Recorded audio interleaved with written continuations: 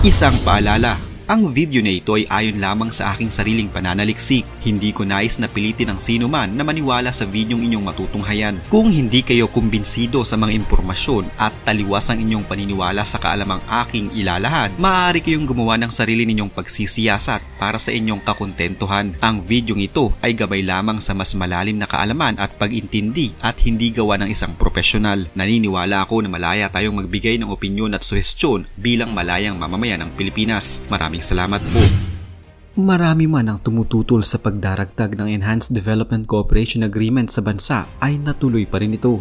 Ayon mismo sa Armed Forces of the Philippines, palaki ang pakinabang hindi na lamang ng mga sundalong Pilipino kundi maging ng bansa sa pagtatayo ng Amerika ng mga pasilidad sa Pilipinas.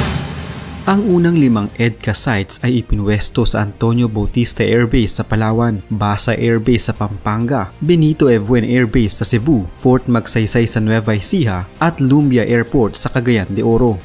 Habang ang bagong 4 naman ay ipinwesto sa Naval Base Camilo Ocias sa Santa Ana, Cagayan, Lalo Airport sa Lalo, Cagayan, Camp Melchor de la Cruz sa Gamu, Isabela at Balabac Island sa Palawan. Nilinaw ng Amerika, Pilipinas pa rin ang nagmamay-ari ng mga pasilidad na ilalagay nila sa lugar. Gagamitin lamang umano ito ng mga sundalong Amerikano na nagsasanay sa bansa.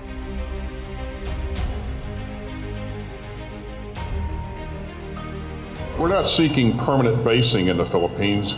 As you heard us say in our statements here, EDCA is a cooperative agreement that enables rotational activities.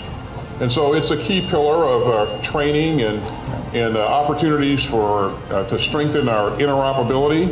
And it also provides us the ability to respond effectively to humanitarian issues and also disaster relief and other types of crises. Subalit nagbabala ang China na dahil umano sa mga bagong EDCA sites ay baka madamay na din ang Pilipinas sa potensyal na military conflicts sa Taiwan Strait. 3 sa mga bagong EDCA sites ang malapit sa Taiwan. Ayon kay Pangulong Ferdinand Marcos Jr., hindi gagamitin ang mga EDCA sites sa pag-atake kanino man, kundi para lamang palakasin ang depensa ng bansa. Hindi tayo papayag na gamitin ang mga bases natin para sa kahit anong offensive na action. Ito ay para lamang tulungan ang Pilipinas kapag nangangailangan ng tulong ang Pilipinas. Kaya kung wala namang sumusugod sa atin, hindi na sila kailangan mag-alala dahil hindi naman sila natin lalabanan. At hindi naman, ang ginagawa lamang natin ay patuloy natin na pinapatibay natin ang depensa ng ating teritoryo, ang pagdepensa ng Republika. Ayon sa Department of National Defense at Armed Forces of the Philippines, malaki ang maitutulong ng mga EDCA sites sa bansa, gaya na lamang ng mabilis na pagresponde ng mga Amerikano sa panahon ng kalamidad at pananakop sa Pilipinas. Nababahala ang mga eksperto na posibleng mas tumaas pa ang tensyon sa South China Sea kung itutuloy ang plano ng pagdaragdag ng mga lugar na pagtatayuan ng pasilidad ng Estados Unidos sa loob ng mga kampo ng militar. We can use this jointly only for emergency purposes, meaning if there could be a strong typhoon, a calamity, or when there is an actual aggression, because this is under the ambit of the Mutual Defense Treaty. Nag-uusap na mga opisyal ng bawat bansa kaugnay dito na pinapayagan sa ilalim ng Enhanced Defense Cooperation Agreement o EDCA, at ayon sa isang dating hepe ng Intelligence of the Armed Forces of the Philippines, ay naniniwala siyang madadamay lamang ang Pilipinas sa pagitan ng iringan ng Amerika at China. Tiyak umanong aalma ang China dahil sa ituturing nila ito bilang forward basing strategy ng Amerika para maipwesto ang puwersa at mga armas nito sa rehiyon. Maiipit umano tayo sa gitna at magiging battleground ang Pilipinas kagaya na lamang umano ng nangyayari ngayon sa bansang Ukraine. Ayon mismo sa China, inilalagay umano ng Amerika ang Pilipinas sa malaking panganib at pansariling interes lamang umano ng Amerika ang ginagawa nilang pagpapalakas ng military presence sa Pilipinas, lalo pa at nakatuon din ang kanilang pansin sa issue ng China at Taiwan. Nauna nang kinumpirma ni na Defense Officer in Charge Yusek Jose Faustino Jr. at AFP Chief of Staff Lieutenant General Bartolome Bacaro na 5 karagdagang pasilidad ang planong itayo ng Amerika sa Pilipinas. Kung sakaling matuloy ang mga dagdag pasilidad na ito, madadagdagan ang puwersa ng Amerika sa Pilipinas sa kanluran nito kung saan naroroon ang West Philippine Sea, sa hilaga na malapit sa Taiwan at sa hilagang silangan kung saan naroroon ang Pacific Ocean. Una na ding iginit ni Faustino na ang mga pasilidad ng Amerika na nasa loob ng mga kampo ng AFP ay hindi mga base militar. We're not building bases. We're not allowed to. The Constitution specifically states that foreign military bases is not allowed in the Philippines.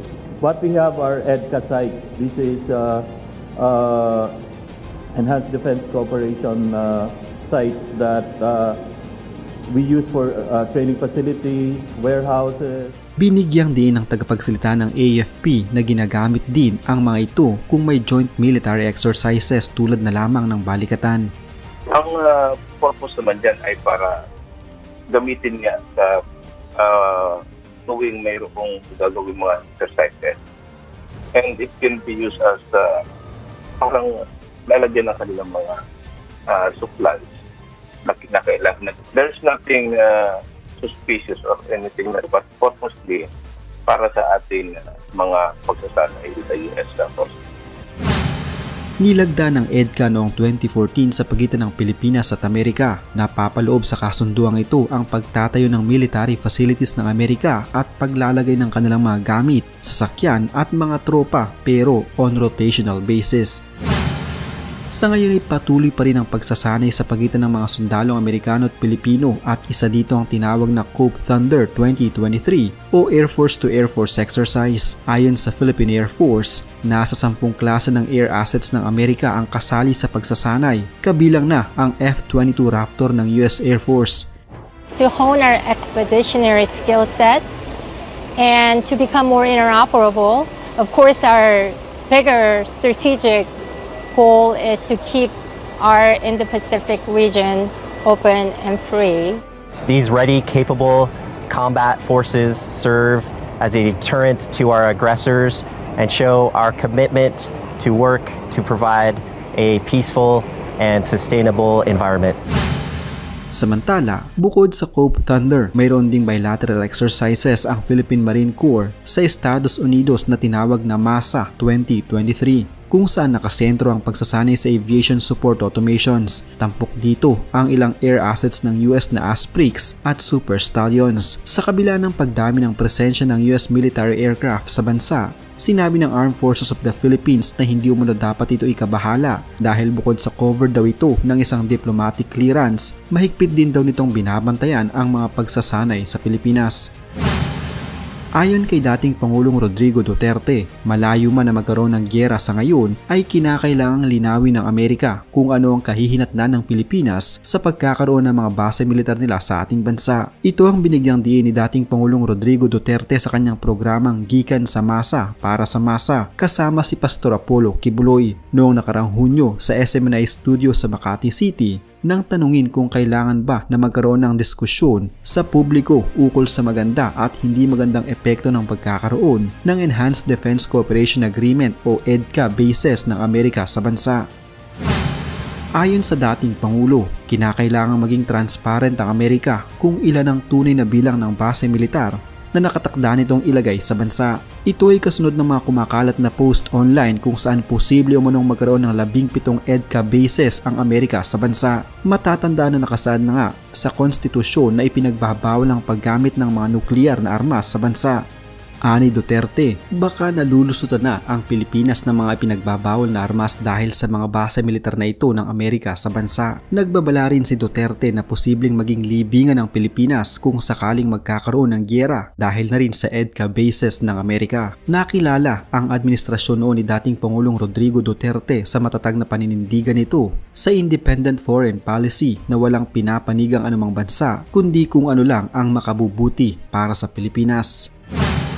May mga nagsasabi rin na kung sakaling magkaroon na nga ng gyera sa pagitan ng mga Chino at Amerikano dahil sa Taiwan, malamang nakasabay ng mga bomba at missiles ng Chino na palili pa rin nila laban sa Taiwan, ang palili pa rin din nila laban naman sa Pilipinas. Ito'y dahil may base militar tayo sa ilalim ng Enhanced Defense Cooperation Agreement na roon magkakampo at magpapalipad din ng mga missiles at bomba ang mga Amerikano laban sa mga Chinese. Basta malapit lang sa Taiwan, para mabilis umunong makakilos ang mga Amerikano para idepensa ang Taiwan at kanilang mga barko, submarino at eroplano na lalapit sa Taiwan.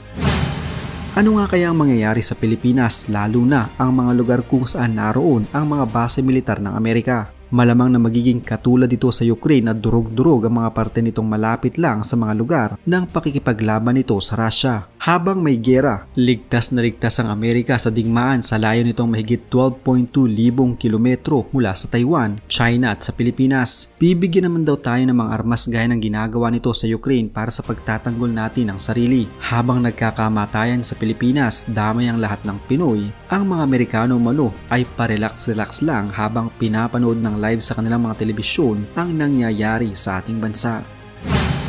Ang masamang naidulot ng mga ito ay ang malinaw na pagpanig natin sa Estados Unidos sa mata ng mga kalaban nito. Mahalaga para sa atin na maging neutral pagdating sa mga geopolitical concerns. Lingid sa kaalaman ng marami, ginagamit lamang umano tayo ng mga Amerikano bilang estasyon upang makapaglunsad ng iba't ibang kaguluhan sa mundo. Mula dito at sa kanilang embahada ay nagkaroon sila ng impluwensya sa ating gobyerno. Ang pagkakaroon ng dayuhang base militar sa loob ng alinmang bansa ay isa ng malinaw na katibayan ng kawalan ng soberanya nito at ang sinusunod ninyong pinuno ay isang puppet lamang. Kung ikaw, Paps, ang tatanungin, pabor ka ba sa pagkakaroon ng mga base militar ng Amerika sa Pilipinas? Huwag kalimutang mag-iwan ng inyong matalinong opinyon sa comment section sa ibaba ng video ito. Salamat po!